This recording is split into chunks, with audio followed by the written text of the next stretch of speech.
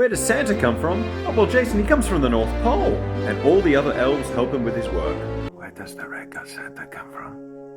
Well, sit down, Jason. This is a story. Everyone knows the elves were the greatest makers in the world, able to make anything out of substance that does not exist. And the whole race was ruled over by a benevolent king called Runas. But one fell day, the harshest winter the elves had ever known swept across their land, stretching on, years beyond what winter should. Crops would die and mothers would smother their babies to spare them the cold. And King Runas despaired, begging the gods their favor and pledging anything to see the winter end. But no sooner had he finished his prayer, a knock came at the doors of his halls, and a huge, laughing man in a red coat swept in. He claimed his name was Sinterklaas, the giver of gifts, and he was there to answer the king's prayer. And the only payment he desired was the elven spell of making.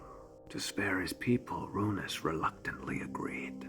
Without hesitation, the laughing red god pulled a scepter of rubies and pearls from his belt and flung it into the sky. And for the first time in years, the elves saw the sun and basked in its warmth. King Runas rejoiced, and in his gratitude taught the red god the spell of making.